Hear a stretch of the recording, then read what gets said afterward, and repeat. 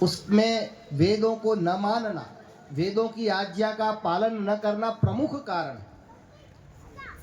महाभारत के समय को हम देखते हैं, आज से 5100 वर्ष पहले, जब कपटी शकुनी की चाल में फंस करके युधिष्ठिर जुआ के निमंत्रण को स्वीकार करते हैं, और युधिष्ठिर वह युधिष्ठिर है जिसने गुरु द्रोणाचार्य के यहाँ पर वेद पढ़ा था। वेद पढ़ा तो था, लेकिन वेद के उस आदर्श को अक्षयर्मादिव्य कृषिमित कृषस्व, वेद कहता है जुआ मत खेलो, खेती करो, पुरुषार्थ करो। वेद के उस एक आदेश को उन्होंने छोड़ा, उसका परिणाम महाभारत। वेद कहता है माँ भ्राता भ्रातरम विक्षण माँ स्वसारम उतस्वस, भाई भाई से प्रेम से रहे, भाई और बहन प्रेम से रहे। वेद की आज्ञा को न मानने का परिणाम, दुर्योधन ने जब वेद की आज्ञा का पालन नहीं किया तो उसके कारण भारतवर्ष में विश्व युद्ध हुआ।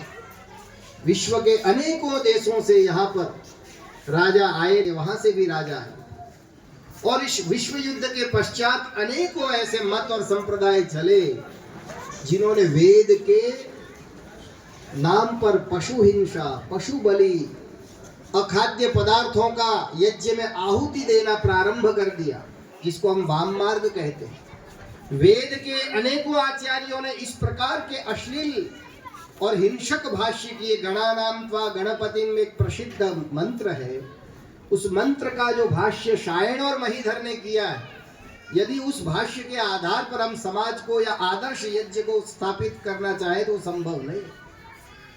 अश्लीलता और हिंसा वेदों के नाम पर वाम मार्गियों ने प्रारंभ कर, और नए नए मत और पंथ बौद्धों ने आदि ने स्वरूप कर दिए।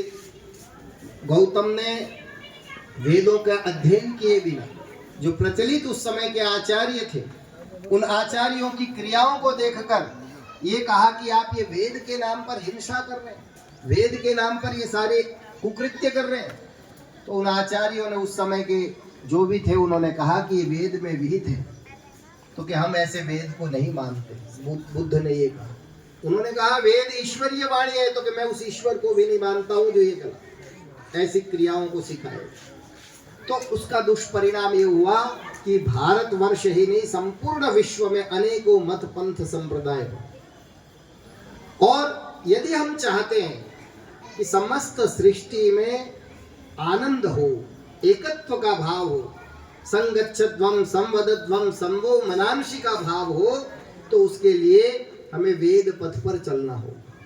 आज से 200 वर्ष पहले गुजरात की धरती पर जन्मे हुए मूल शंकर नामक बालक के मन में भी अनेकों प्रश्न उत्पन्न हुए थे, और उन्होंने उसके पश्चात अपने गृह को त्याग किया।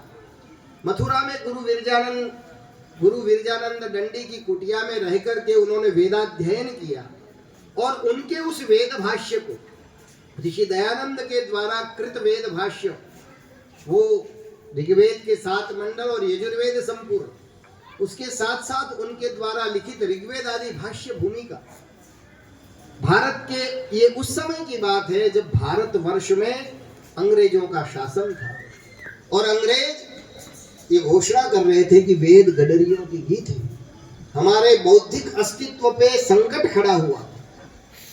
भारत के लोगों को वो जैसे भेड़ और बकरियां होती, उस प्रकार से ईसाईयत के मत में दीक्षित करने का प्रयास कर रहे थे। ऐसे विकट परिस्थितियों में ऋषि दयानंद ने वेदों की ओर लौटो, वेद का पढ़ना पढ़ाना सब आर्यों का परम धर्म है। और आर्य कौन है? जो आर्यावर्त देश में रहता है, जो दाता है, उदार है, विनम्र है, सदाचारी है, धर्मात्मा है, परोपकारी है, वह आर्य है।